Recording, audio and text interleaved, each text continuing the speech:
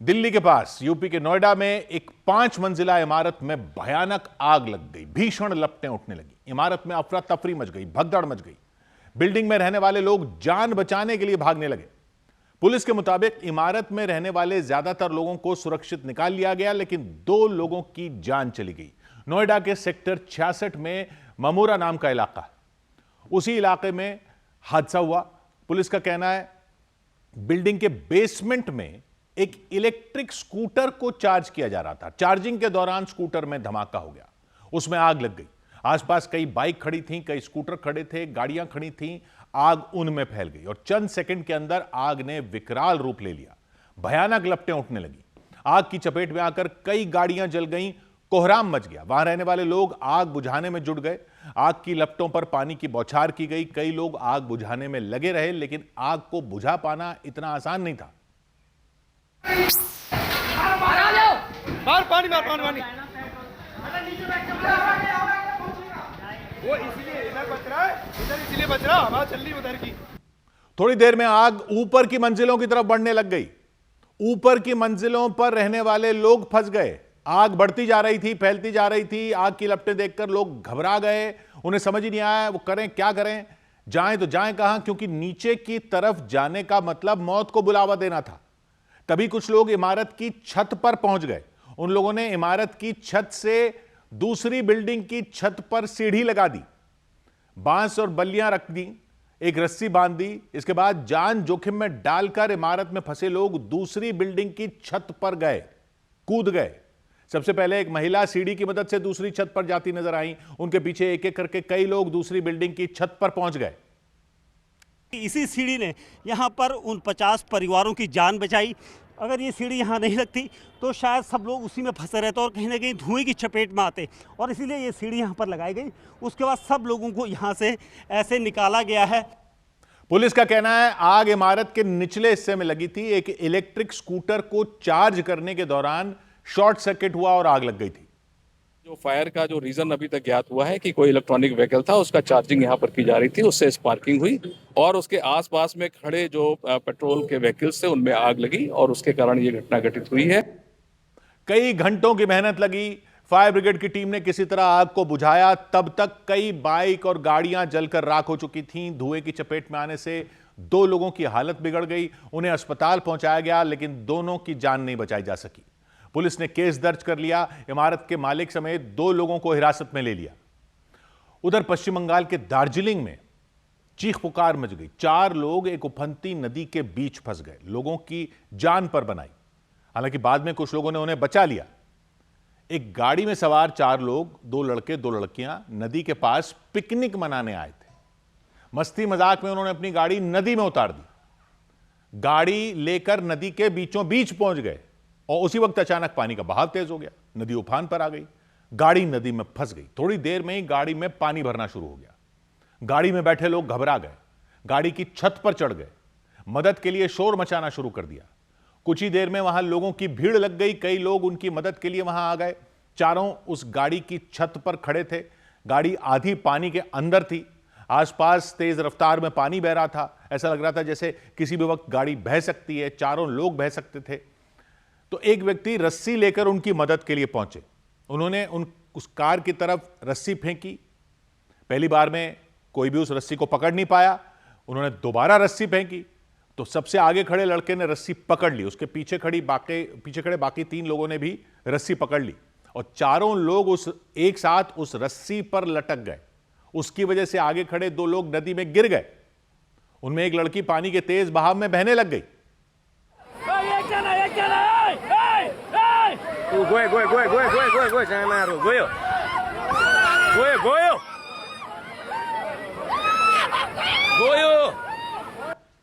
उसे बचाने के लिए कई लोग दौड़ पड़े। उन्होंने किसी तरह उस लड़की को बचाया, किनारे तक ले आए। इसी दौरान उस गाड़ी में फंसे बाकी 3 लोगों को भी बचाया गया। फिर तीनों भी वो सुरक्षित बाहर आ गए। एक लड़का गाड़ी ड्राइव कर रहा था, वो स्पीड से लेके सीधे नदी में डाल गया जी। तो नदी का फोर्स से वो गाड़ी को ऐसा टिल्ट कर दिया गाड़ी को। और टिल्ट करके वो गाड़ी वो नीचे पत्थर में गाड़ी को फंसा दिया।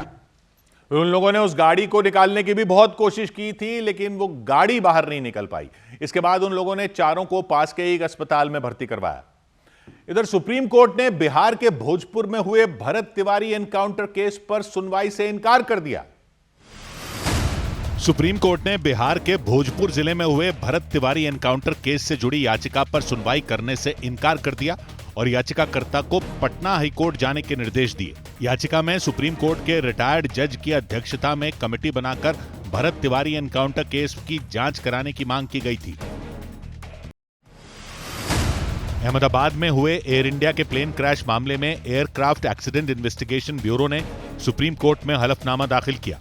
हलफनामे में बताया गया कि कानूनी पाबंदियों की वजह से कॉकपिट वॉइस रिकॉर्डिंग और जांच के दौरान जुटाए गए संवेदनशील दस्तावेज सार्वजनिक नहीं किए जा सकते। एयरक्राफ्ट एक्सीडेंट इन्वेस्टिगेशन ब्यूरो के मुताबिक जांच की अंतिम रिपोर्ट का ड्राफ्ट अक्टूबर तक तैयार हो जाएगा। घर घर सामान पहुंचाने वाली ऑनलाइन कंपनी इंस्टामार्ट से अब एलपीजी सिलेंडर भी मंगाया जा सकेगा। सरकारी company Hindustan petroleum corporation limited ने इंस्टामार्ट के साथ मिलकर सिलेंडर डिलीवरी सेवा शुरू करने का ऐलान किया। इसके तहत 5 किलो और 10 किलो गैस वाले सिलेंडर मंगवाए जा सकेंगे। इसके लिए एलपीजी कनेक्शन लेना जरूरी नहीं होगा। इस सुविधा की शुरुआत बेंगलुरु से होगी। उधर उत्तर प्रदेश के बुलंदशहर में पैसों के लेन देन को लेकर दो पक्षों में गोलियां चल गईं। बीच सड़क पर करीब 15 मिनट तक अंधाधुंध गोलियां चलती रहीं। लोग कह रहे हैं दोनों पक्षों के बीच 40 से 50 गोलियां चली। गोलियों की आवाज से पूरा इलाका थर्रा गया। अफरा तफरी मच गई पूरे इलाके में। पुलिस का कहना है घटना में दोनों पक्ष के एक एक व्यक्ति की मौत भी हो गई। जिन दो लोगों की मौत हुई उनमें एक का नाम अजब सिंह बताया गया, दूसरे का नाम सोनू बताया गया। कुछ लोग घायल भी हो गए। बुलंदशहर में सिकंदराबाद कोतवाली इलाके में निजामपुर गांव है, वहां पर यह हुआ। गांव में दो लोगों की हत्या से कोहराम मच गया, तनाव फैल गया। घटना में जिस सोनू नाम के व्यक्ति की मौत हुई उनके परिवार में हाहाकार मच गया। परिवार की महिलाएं बुरी तरह रोती नजर आईं, चीखती नजर आईं, चिल्लाती नजर आईं। आसपास खड़ी महिलाएं उन्हें चुप कराती रहीं।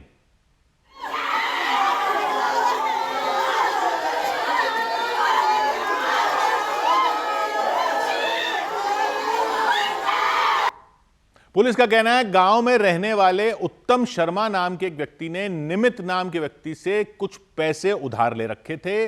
पैसे मांगने को लेकर उनमें पहले कहासुनी हुई, बात बढ़ गई, दोनों पक्ष के लोग इकट्ठा हो गए और उनके बीच गाली गलौज होने लगी। फिर धक्का मुक्की हुई और फिर हाथापाई हो गई।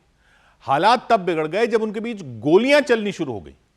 गोलियां चली तो वहां भगदड़ मच गई। लोगों का कहना है सड़क पर करीब 15 मिनट तक गोलियां चलती रहीं। उत्तम शर्मा नामक लड़का जो है निमित्त से कुछ पैसे ले रखा था उधार आपस में, उसने मांगा और इसी बात को लेकर के दोनों में कहासुनी हो गई। दो लोगों की जान चली गई, कई लोग घायल हो गए। 3 थानों की पुलिस बुला ली गई। गांव को एक तरह से छावनी में बदल दिया गया। पुलिस ने 6 लोगों को गिरफ्तार कर लिया। उधर गुजरात के पाटन में एटीएस ने आतंकी संगठन से जुड़े होने के शक में 5 संदिग्धों को हिरासत में लेकर पूछताछ की। गुजरात के पाटन में एटीएस की टीम ने 5 संदिग्ध लोगों को हिरासत में लेकर पूछताछ शुरू कर दी। एटीएस के सूत्रों के मुताबिक हिरासत में लिए गए संदिग्ध लोग आतंकी संगठन जैश-ए-मोहम्मद से जुड़े हो सकते हैं। जयपुर में आमेर किले के पास 2 मोटरसाइकिलों के बीच आमने सामने की भीषण टक्कर हो गई। हादसे में दोनों मोटरसाइकिल सवार गंभीर रूप से घायल हो गए। शुरुआती जांच में तेज रफ्तार को हादसे की वजह माना गया। इधर दिल्ली के पास यूपी के गाजियाबाद में एक लिफ्ट जंग का अखाड़ा बन गई। लिफ्ट के अंदर ही मारपीट हो गई।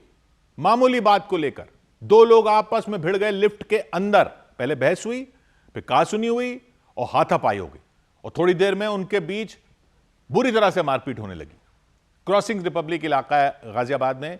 GH7 नाम की हाउसिंग सोसाइटी, वहां अपार्टमेंट ओनर्स एसोसिएशन यानी वहां की जो एसोसिएशन है उसको लेकर झगड़ा चल रहा है।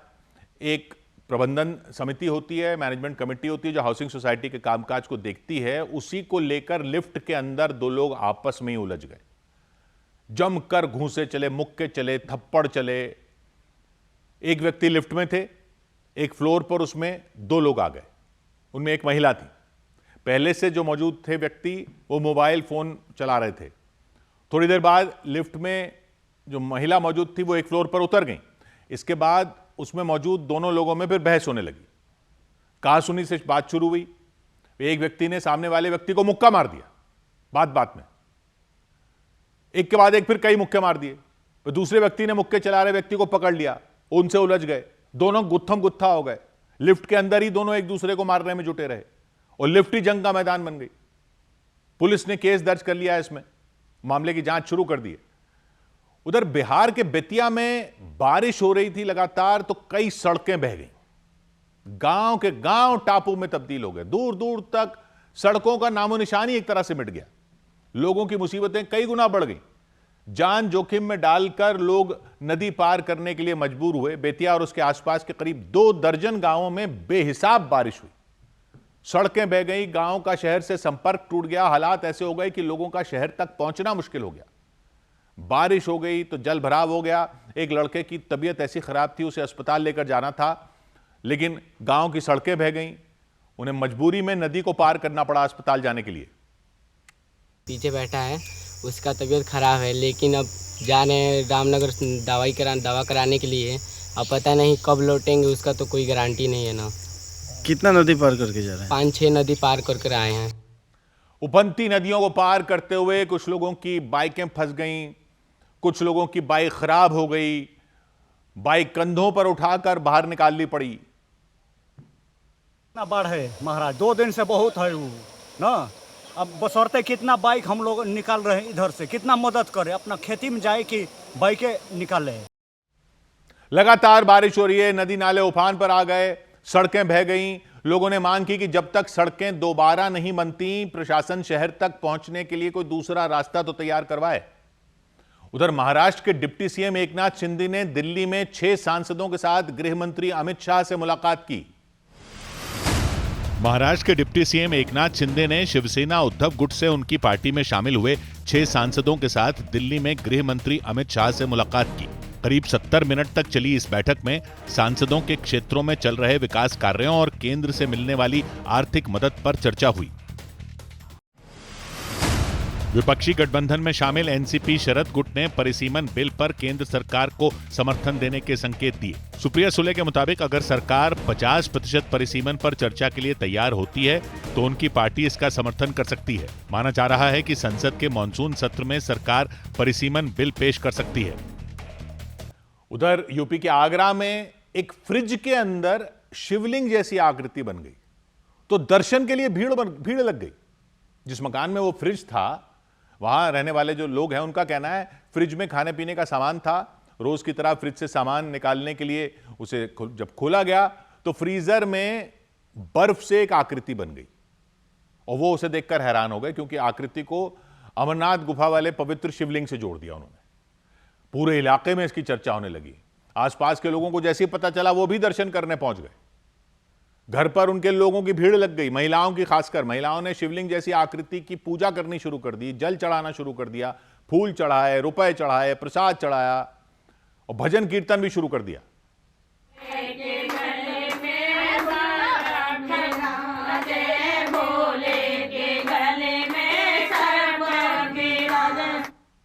आगरा के नगला बुझा इलाके में हुआ।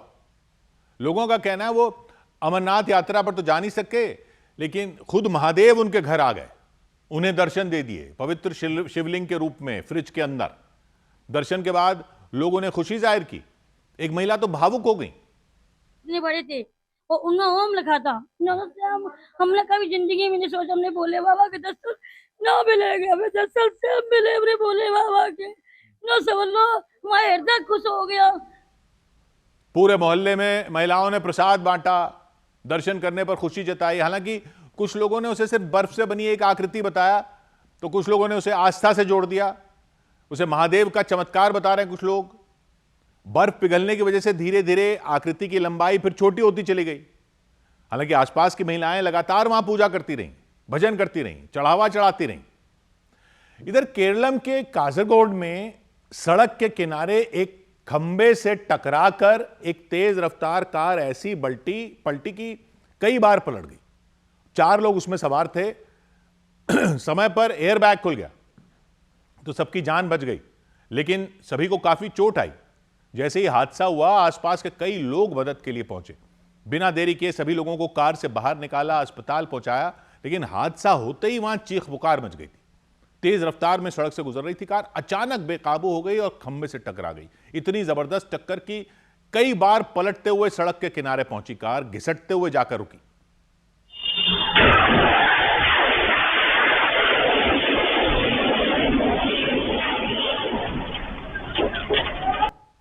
हादसे के बाद कार पलटी हुई थी, उसमें सवार लोग अंदर ही फंसे हुए थे। आसपास के लोग शोर सुनकर वहां इकट्ठा हुए, तुरंत कार का दरवाजा खोला, एक एक करके सभी लोगों को बाहर निकाला। इतने बड़े हादसे के बाद उनकी जान तो बच गई, लेकिन वो घायल काफी बुरी तरह से हो गए। एक दूसरी गाड़ी की व्यवस्था की लोगों ने और बिना देरी किए उन्हें अस्पताल भिजवाया। कार को तो बहुत नुकसान हुआ, जैसा तस्वीरों में दिखा, सभी शीशे चकनाचूर हो गए, कार के हर हिस्सा लगभग टूट फूट गया। उधर दिल्ली हाईकोर्ट ने सोनम वांगचुक के अनशन को लेकर केंद्र और दिल्ली सरकार को नोटिस जारी कर दिया। दिल्ली हाईकोर्ट में सामाजिक कार्यकर्ता सोनम वांगचुक के अनशन पर सुनवाई हुई। कोर्ट ने मामले में केंद्र सरकार और दिल्ली सरकार को नोटिस जारी कर जवाब मांगा। सोनम वांगचुक 18 दिन से दिल्ली के जंतर मंतर पर भूख हड़ताल पर हैं और उनकी हालत लगातार बिगड़ती जा रही है। दिल्ली की पटियाला हाउस कोर्ट ने सुप्रीम कोर्ट में हंगामा करने के आरोप में गिरफ्तार लॉ के 2 छात्रों को 14 दिन की न्यायिक हिरासत में भेज दिया। लॉ स्टूडेंट प्रबल प्रताप सिंह और चंद्रभान पर 10 जुलाई को सुप्रीम कोर्ट में एक केस की सुनवाई के दौरान हंगामा करने के आरोप है। अमेरिका की जांच एजेंसी FBI ने गैंगस्टर जग्गू भगवानपुरिया से जुड़े नीतीश कौशल को मोस्ट वांटेड घोषित कर दिया। FBI के मुताबिक नीतीश कौशल ने भगवानपुरिया गैंग के इशारे पर अमेरिका में कई वारदात को अंजाम दिया, जिनमें अपहरण, ड्रग तस्करी और जबरन वसूली जैसे मामले शामिल हैं। इधर मध्य प्रदेश के कटनी में 14 साल की एक बच्ची की मौत हुई तो अस्पताल में बवाल हो गया। उसके घर वालों ने अस्पताल में हंगामा कर दिया, यह आरोप लगाते हुए कि जिला अस्पताल में बच्ची को कोई गलत इंजेक्शन लगा दिया गया। उसके बाद ही उसकी तबीयत ज्यादा बिगड़ गई थी और उसकी मौत हो गई। यह परिवार ने आरोप लगाया कि बच्ची के पिता बजरंग दल के कार्यकर्ता हैं, तो खबर बजरंग दल के लोगों तक भी पहुंच गई।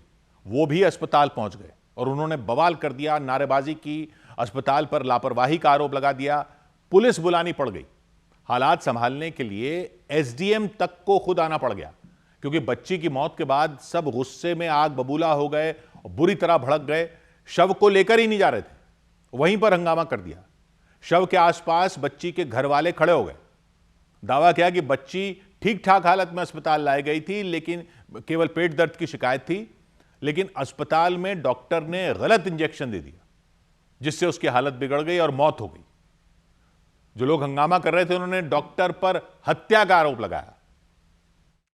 हत्या का मुकदमा दर्ज करवाओ ना, हत्या का मुकदमा दर्ज करवाओ। बजरंग दल के कार्यकर्ताओं ने तो अस्पताल के बाहर बवाल शुरू कर दिया, सड़क पर टायर जला दिए, जिला अस्पताल के सिविल सर्जन के खिलाफ नारेबाजी शुरू कर दी।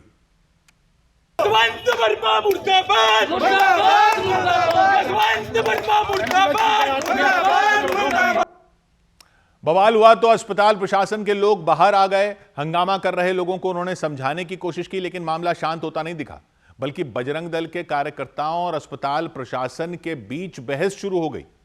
पुलिस अधिकारियों ने भी हंगामा कर रहे लोगों को समझाया, लेकिन उनकी नाराजगी दूर नहीं हुई। वो आरोपी डॉक्टर के खिलाफ कार्रवाई करने की मांग पर ही अड़े रहे। को इंजेक्शन लगाया गया बच्ची को कि बच्ची का शुगर, BP और कहते कि लंग्स में पानी भर गया। बच्ची हंसते खेलते आई, यहाँ सब कुछ करने के, यहाँ खेलते हुए आई और पैदल चलते हुए अपने पिता के साथ आई और बच्ची को 2 मिनट नहीं 1 घंटे के अंदर 2 मिनट के अंदर बच्ची को मार डाला गया सरकारी हॉस्पिटल की तरफ। कटनी जिला अस्पताल के सिविल सर्जन ने गलत इंजेक्शन लगाए जाने के जो आरोप लग रहे थे उनको पूरी तरह खारिज किया और बताया कि बच्ची जिस वक्त अस्पताल पहुंची थी उनके मुताबिक उसकी हालत गंभीर थी और ड्यूटी पर तैनात डॉक्टर ने उसकी जान बचाने के लिए जरूरी इंजेक्शन लगाए थे। चूंकि बच्ची मरणासन अवस्था में डॉक्टर को दिखी तो उसने प्राण बचाने के पूरे इंजेक्शन लगाए, जिनका इंद्राज ड्यूटी डॉक्टर ने केस शीट में कर दिया है और वो अब परमानेंट डॉक्यूमेंट। परिजनों डॉक्टरों के मुताबिक पोस्टमार्टम के बाद ही बच्ची की मौत की सही वजह का पता चल सकेगा, उसके बाद ही आगे की कार्रवाई की जा सकती है। उधर मध्य प्रदेश के सिवनी में एक लड़के की बेरहमी से पिटाई करने के मामले में 3 आरोपियों को गिरफ्तार कर लिया गया। मध्य प्रदेश के सिवनी में एक लड़के को बेरहमी से पीटने के आरोप में पुलिस ने 3 लोगों को गिरफ्तार किया। पुलिस के मुताबिक एक लड़की से प्रेम संबंध के शक में उसके परिवार के लोगों ने उस लड़के को पीटा और उसके कपड़े तक उतार दिए।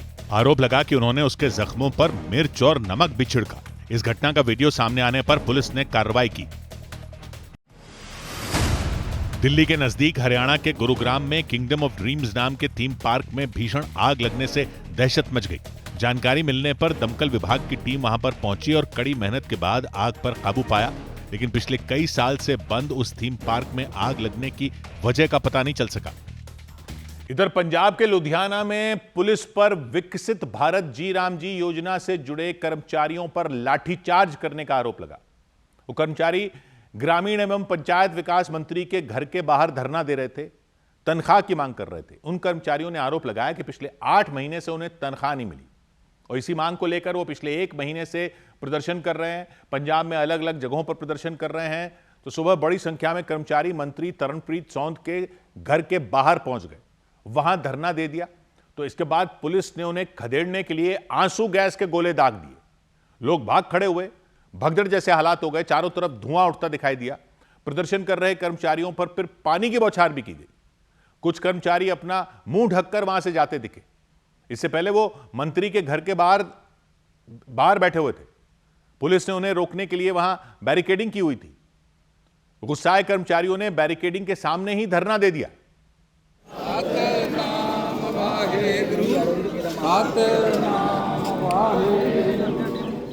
उन कर्मचारियों के मुताबिक वो शांतिपूर्ण तरीके से प्रदर्शन कर रहे थे, चुपचाप धरना दे रहे थे। उन्होंने आरोप लगाया कि तभी पुलिस ने उन पर लाठीचार्ज कर दिया और इस वजह से एक कर्मचारी जख्मी हो गए, उनके पैर में चोट लग गई।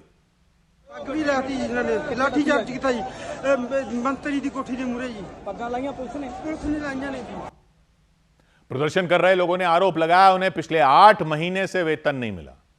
करीब 1 महीने से लेकर वो प्रदर्शन कर रहे हैं, लेकिन उनकी कोई सुनवाई नहीं हुई। उधर झारखंड के गिरिडीह में पुणे के केतन हत्याकांड जैसा मामला वहां पर भी सामने आया। वहां शादी से पहले एक लड़की पर पुलिस ने हत्या का आरोप लगाया। नीरज नाम के एक व्यक्ति की शादी होने वाली थी, लेकिन शादी से 3 दिन पहले ही वो अचानक लापता हो गए। पुलिस ने तलाश की तो उनका शव बिहार के जमुई में एक जंगल से मिला।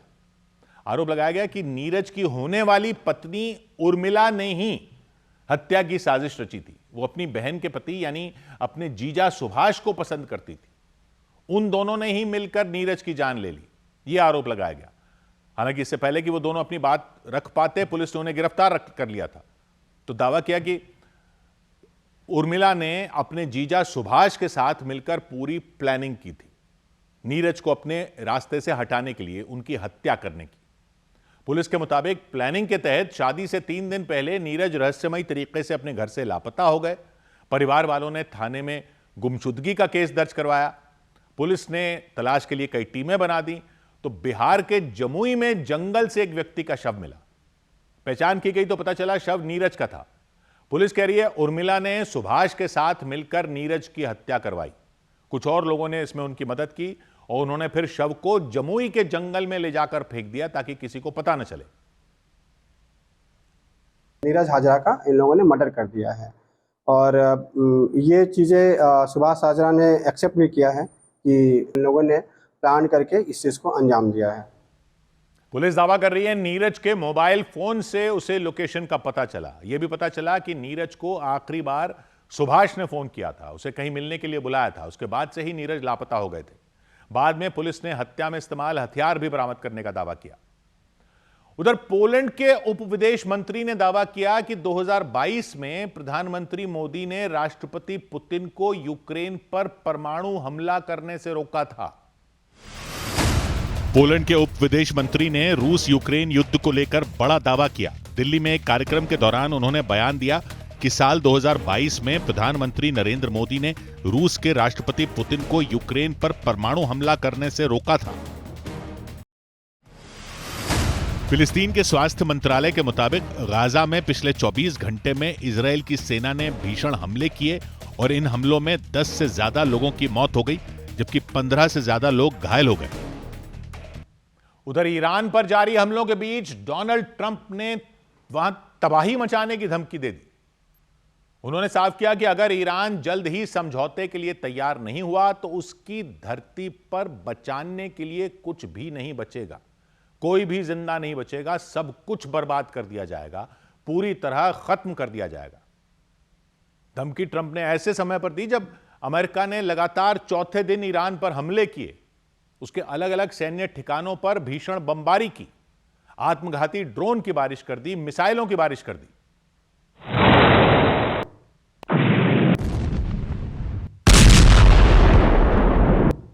अमेरिका की नेवी की सेंट्रल कमांड ने हमले का वीडियो भी जारी किया। उसमें दिखा कि एयरक्राफ्ट कैरियर पर तैनात अमेरिका के लड़ाकू विमानों ने एक बार फिर उड़ान भरी, एक बार फिर ईरान के आसमान में पहुंचे और एक बार फिर कहर बरपा दिया।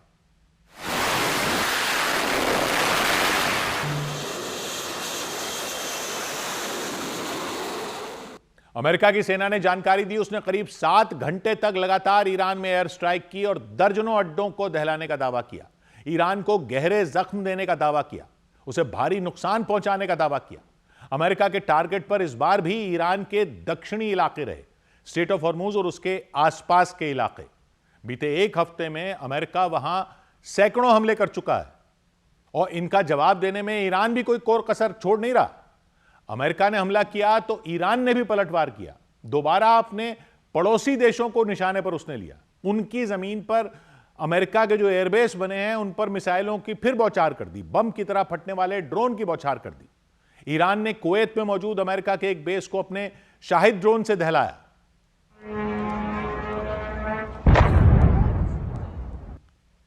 ड्रोन के फटते ही जबरदस्त धमाका हुआ, आग का गोला बन गया वहां पर। ईरान की IRGC सेना ने दावा किया उसके इस हमले ने अमेरिका के एक एयर डिफेंस सिस्टम को बर्बाद कर दिया, वहां पर उसे जलाकर राख कर दिया।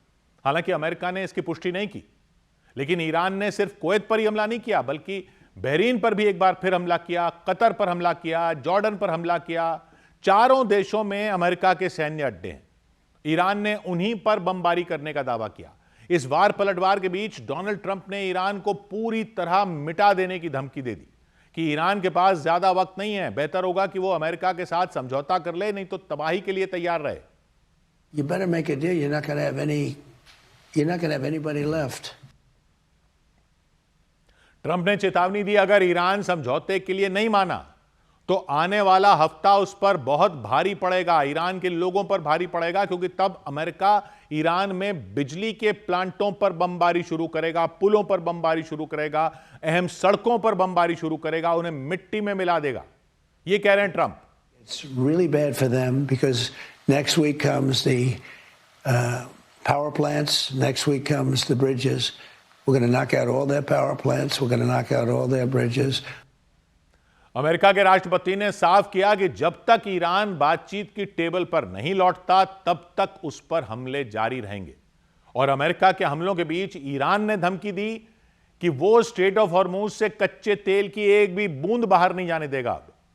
गैस की सप्लाई पूरी तरह बंद कर देगा। गैस ढोने वाला कोई भी जहाज उस रास्ते को पार नहीं कर पाएगा, तेल ढोने वाला कोई भी जहाज इस रास्ते को पार नहीं कर पाएगा।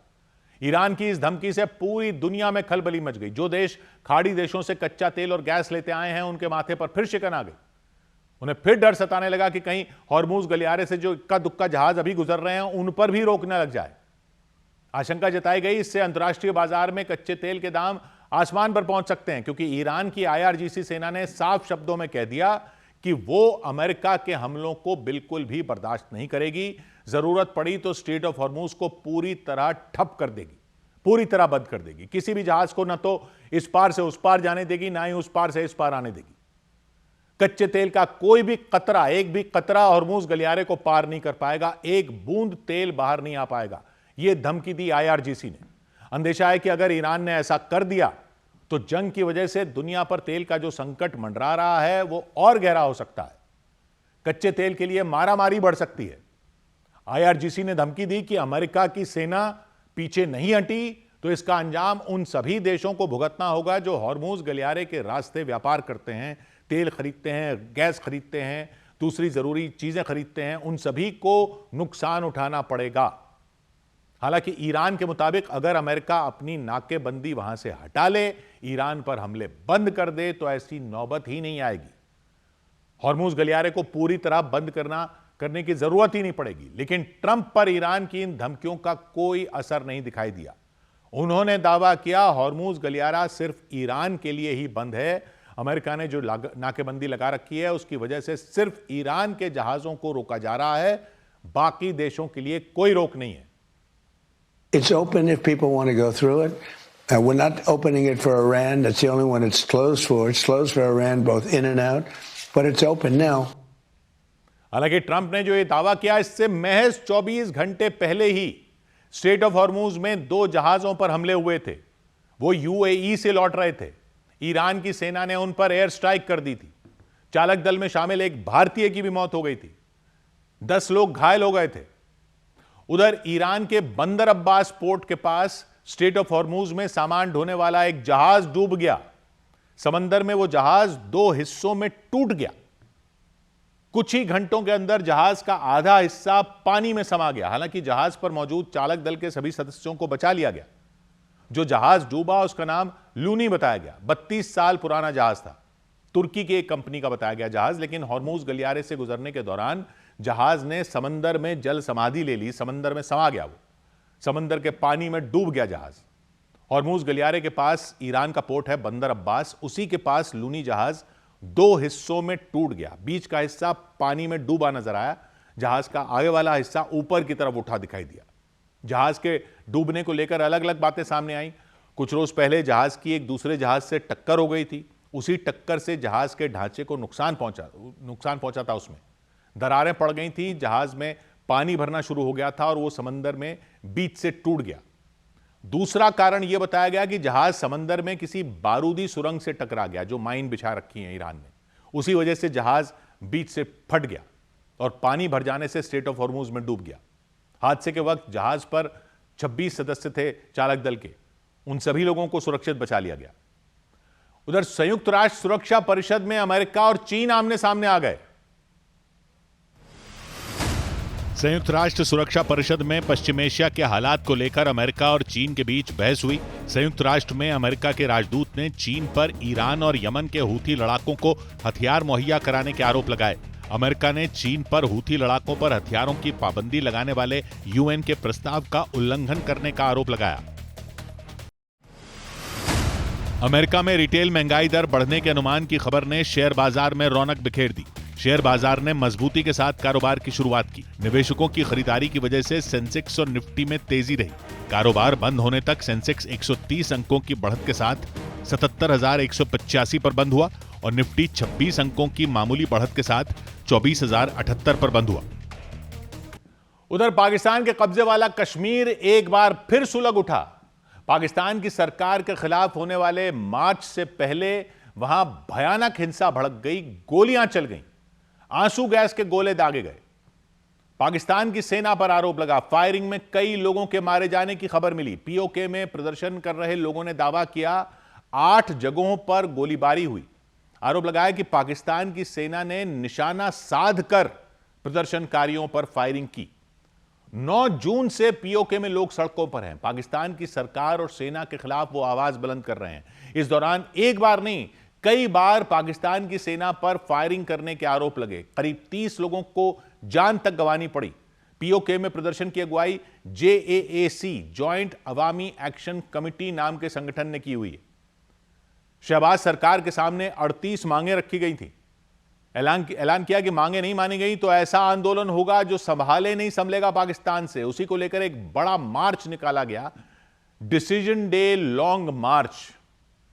लेकिन डिसीजन डे लॉन्ग मार्च से पहले बवाल हो गया। हिंसा भड़क गई। पीओके के अलग अलग शहरों में मार्च के लिए लोग इकट्ठा हुए थे। उन पर गोलियां चल गई। आरोप लगाया गया कि रावलाकोट में तो पाकिस्तान की सेना की तरफ से की गई फायरिंग में 9 लोगों की जान चली गई। मरने वालों में वहां के सुरक्षा बल का एक जवान भी बताया गया। फायरिंग के बाद प्रदर्शनकारियों ने भी पाकिस्तानी रेंजर्स और सेना के जवानों को दौड़ा दिया। उन पर हमला कर दिया, पथराव कर दिया। ना मारे ना मारे ना मारा।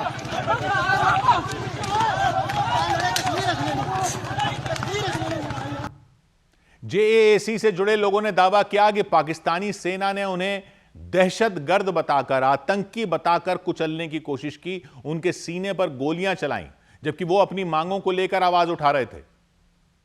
पाकिस्तान का जो हुक्मरान तबका है, पाकिस्तान की जो फोर्सेस हैं, वो कश्मीरियों का कत्ल आम जारी रखे हुए हैं।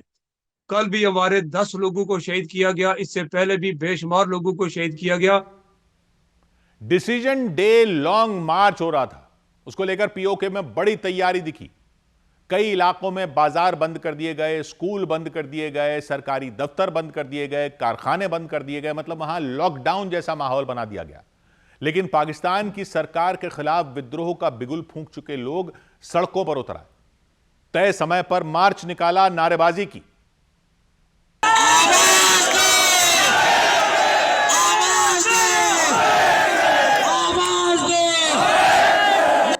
रावलाकोट की सड़कों पर तो लोगों का हुजूम दिखाई दिया। पाकिस्तान की सरकार के खिलाफ, वहां की सेना के खिलाफ उन लोगों ने इंकलाब के नारे लगाए।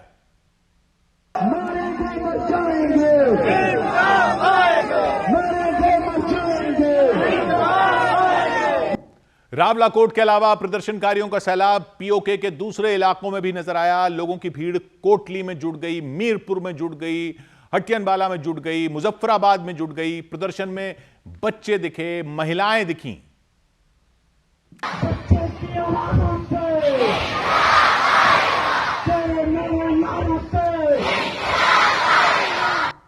पीओके की सड़कों पर उतरे प्रदर्शनकारियों ने पाकिस्तान की सेना पर जुल्म करने का आरोप लगाया, अत्याचार करने का आरोप लगाया, बेगुनाहों की जान लेने का आरोप लगाया, उन्हें गोलियों से छलनी किए जाने का आरोप लगाया।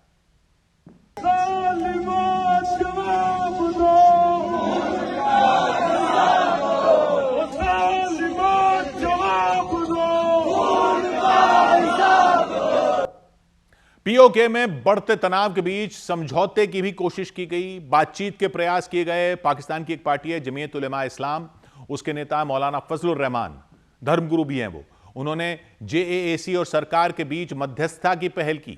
जेएसी की बात सरकार के सामने रखने का भरोसा दिया, लेकिन जेएसी से भी मांग की कि वो कुछ दिन के लिए प्रदर्शन को रोक दे। मैं अवामी एक्शन कमेटी से एक बार फिर ये अपील करूँगा कि वो फ़िलहाल किसी भी अगले इक़दाम से गुरेज करें और चंद रोज़ मोहलत दें। हिंसा, गोलीबारी, पथराव और समझौते की कोशिशों के बीच प्रदर्शनकारी पीछे हटने को तैयार दिखे ही नहीं। उन्होंने ऐलान कर दिया इस बार आर या पार की लड़ाई होगी, चाहे उन्हें पाकिस्तानी फौज की गोलियां ही क्यों ना खानी पड़ें। और इस सब के बीच पीओके में चल रहे प्रदर्शन को बदनाम करने की साजिश के भी आरोप लगाए गए। जेएसी के लोगों ने दावा किया कि प्रदर्शनकारियों के बीच उन्होंने एक ऐसे व्यक्ति को पकड़ा जिसके पास से भारतीय करेंसी मिली, यानी भारतीय रुपए के नोट मिले, 100 के नोट मिले, 10 के नोट मिले। इसके बाद पकड़े गए व्यक्ति ने खुद यह कबूला कि ये नोट उसे उसके सीनियर अफसरों ने दिए। उसके सीनियर अफसरों ने उसे नोट दिए ताकि वो इसे किसी भी तरह प्रदर्शनकारियों की जेब में डालें और बाद में उनको पकड़ें और यह साबित करने की कोशिश की जा सके कि साजिश के तहत प्रदर्शनकारियों को पाकिस्तान के बाहर से फंडिंग मिल रही है। लेकिन पाकिस्तान के अफसरों का यह पूरा खेल तब बिगड़ गया जब प्रदर्शनकारियों ने उस व्यक्ति को दबोच लिया। पकड़े गए व्यक्ति ने अपनी पहचान खुद बताई और दावा किया कि वो इस्लामाबाद पुलिस का जवान है। उसके पास 100 के और 10 रुपए के भारतीय नोट मिले। मैं शाम है 96 मेरा बेल्ट नंबर है, मैं इस्लामाबाद पुलिस का मुलाजिम हूँ और मैं रावलाकोट ड्यूटी कर रहा हूँ। ये नोट मुझे मेरे एक सीनियर ने दिए हैं ताकि मैं ये किसी जो कमेटी का बंदा है वहाँ जल्द से मैं इसको ड्रॉप करूँ। पकड़े गए व्यक्ति ने अपनी पहचान के सबूत के तौर पर CNIC कार्ड भी दिखाया। CNIC यानी कंप्यूटराइज्ड नेशनल आइडेंटिटी कार्ड वहां होता है, पाकिस्तान में राष्ट्रीय पहचान पत्र की तरह होता है ये CNIC कार्ड। पाकिस्तान की सरकार की तरफ से ये जारी किया जाता है। वहां के हर नागरिक को 18 साल की उम्र के बाद से ये बनवाना जरूरी होता है। जैसे भारत में पहचान पत्र के तौर पर आधार कार्ड दिखाते हैं, वैसे ही वहां पाकिस्तान में CNIC कार्ड चलता है। तो पीओके में प्रदर्शनकारियों ने जिस व्यक्ति को पकड़ा उसने यही दिखाया, अपना CNIC कार्ड दिखाया और दावा किया कि वो पाकिस्तान का ही नागरिक है, पुलिस का जवान है और अपने अफसरों से उसे आदेश मिला था और उनका पालन कर रहा था आदेश का। वो तो पाकिस्तान में बहुत कुछ हो रहा है जिससे वहां की सरकार और सेना की मुश्किलें बढ़ी हुई हैं, लेकिन इस सब के बीच एक खबर ऐसी भी आई जिस पर ज्यादा लोगों का ध्यान नहीं जा रहा है, लेकिन उस खबर ने आसिम मुनीर की चिंता सबसे ज्यादा बढ़ाई हुई है। नहीं, पाकिस्तान में चल रहे, ये पीओके में चल रहे विरोध की बात नहीं है, वो तो सीरियस मामला है ही, लेकिन उससे भी सीरियस है एक मामला मुनीर के लिए। बलूचिस्तान नहीं, अफगानिस्तान और टीटीबी भी नहीं, पाकिस्तान की चिंता बढ़ी हुई है एक फतवे की वजह से। एक फतवा मुनीर के पूरे प्लान को हिला सकता है। ट्रंप पर पाकिस्तान ने कैसे डोरे डाले थे याद है आपको? पिछले कार्यकाल में तो ट्रंप पाकिस्तान को अमेरिका को धोखा देने वाला देश बोलते थे, ओसामा बिन लादेन को पनाह देने वाला आतंकी देश बोलते थे पहले ट्रंप। तो याद है ट्रंप को कैसे रिझाया गया था? क्रिप्टो करेंसी से। ट्रंप के परिवार की कंपनी से क्रिप्टो करेंसी की डील थी। क्रिप्टो करेंसी यानी कंप्यूटर में बना हुआ पैसा जिसका लेन देन ही सीधा ऑनलाइन होता है। कोई डॉलर एक देश से दूसरे देश के बैंक में नहीं जाते, बस बिटकॉइन ट्रांसफर हो जाते हैं। बिटकॉइन, स्टेबल कॉइन, कई तरह की क्रिप्टो करेंसी होती है और पाकिस्तान उसको लीगल करेंसी बनाने वाला था, वैध कर दिया था उसको। तो अंतर्राष्ट्रीय विशेषज्ञों का यह मानना था कि ट्रंप के परिवार की कंपनी को यह सब्ज बाग दिखाए गए थे और ट्रंप को अपने पाले में करने की कोशिश की गई थी उस डील से। अब क्या हुआ है? पाकिस्तान के बहुत बड़े इस्लामी स्कॉलर हैं मुफ्ती मोहम्मद तकी उस्मानी, कराची के हैं वो, दारुल उलूम कराची के। उन्होंने फतवा जारी कर दिया है कि क्रिप्टो करेंसी इस्लामी शरिया के मुताबिक असली दौलत नहीं मानी जा सकती, क्योंकि यह तो सिर्फ एक कंप्यूटर प्रोग्राम से बनाया गया पैसा है। इसलिए क्रिप्टो में ट्रेडिंग करना, खरीदना बेचना या पेमेंट के लिए उसको इस्तेमाल करना हराम है। हराम बता दिया क्रिप्टो को ही। अब लोग कर लो बात। पाकिस्तान के करोड़ों मुसलमान इन मुफ्ती साहब को बहुत मानते हैं। इनका दिया फतवा मतलब एक तरह से आदेश माना जाता है वहां पर। तो वहां सब लोगों ने क्रिप्टो ही बेचना शुरू कर दिया कि यह तो धंधा ही हराम है। यानी पाकिस्तान सरकार जिस क्रिप्टो को कानूनी बनाने की कोशिश कर रही थी वो हराम बता दी गई। पाकिस्तान सरकार ने तो बाकायदा एक अथॉरिटी बना दी थी क्रिप्टो के कारोबार को कंट्रोल करने के लिए, PVARA, Pakistan virtual assets regulatory authority. Crypto एक्सचेंजों को लाइसेंस दे दिए थे क्रॉस बॉर्डर पेमेंट के लिए, यानी दूसरे देशों में कोई भी पेमेंट करने के लिए स्टेबल कॉइन इस्तेमाल करने की प्लानिंग चल रही थी। और मुफ्ती साहब ने तो हराम बता दिया इस्लाम में। पाकिस्तान की फाइनेंस मिनिस्ट्री ने WLF, वर्ल्ड लिबर्टी फाइनेंशियल नाम की कंपनी से समझौता साइन किया था। यह कंपनी डोनाल्ड ट्रंप के परिवार से जुड़ी हुई है। समझौता जब साइन हुआ था तो army chief field marshal Asim Munir खुद मौजूद थे, साथ में PM शहबाज शरीफ भी थे। खबरें हैं इस डील से ट्रंप की कंपनी को $50 करोड़ से ज्यादा कमाई हुई और पाकिस्तान और मुनीर को ट्रंप से रिश्ते मजबूत करने का मौका मिला। मुनीर तो व्हाइट हाउस में ट्रंप के साथ लंच करने चले गए थे, याद है आपको? ट्रंप मुनीर को अपना फेवरेट फील्ड मार्शल कहने लग गए थे। पाकिस्तान को ईरान मसले में मध्यस्थता का मौका तक मिल गया। यानी पाकिस्तान ने क्रिप्टो डील को ट्रंप को खुश करने और उनसे अच्छे रिश्ते बनाने के हथियार के तौर पर इस्तेमाल किया था और मुनीर इस पूरी कवायद में सबसे आगे थे। अब आ गया फतवा कि ये तो धंधा ही हराम है इस्लाम में, और मुनीर तो इस्लाम के भी झंडाबरदार बने फिरते हैं। अब जो डील मुनीर की मौजूदगी में साइन हुई थी वो डील ही धार्मिक रूप से गलत दिख रही है। पाकिस्तान में लोग सवाल उठाने लग गए कि मुनीर ने क्या एक हराम चीज को बढ़ावा दिया है सिर्फ ट्रंप से दोस्ती और अपनी ताकत बढ़ाने के लिए? मुफ्ती तकी उस्मानी जैसे बड़े स्कॉलर का फतवा पाकिस्तान में हल्के में नहीं लिया जा सकता, लेकिन क्रिप्टो पर कदम पीछे किए तो ट्रंप के साथ जो नजदीकियां बढ़ाई थी वो सारा खेल ही मिट्टी में मिल सकता। ट्रंप तो ऐसे लगते नहीं कि भूल जाएंगे। जिस क्रिप्टो की सीढ़ी से पाकिस्तान ट्रंप तक पहुंचा था वो सीढ़ी ही खींच ली फतवे ने। लटक गया पाकिस्तान। 100 बात की बात। उधर इजरायल ने गाजा में हमास के 2 बड़े कमांडरों को मार गिराने का दावा किया। इजरायल की सेना ने उत्तरी गाजा में हमास के 2 कमांडरों को हवाई हमले में मार गिराने का दावा कर दिया। इजरायल की फौज ने दावा किया कि मारे गए दोनों कमांडर इजरायल के लोगों और सैनिकों पर बड़े हमले की साजिश रच रहे थे।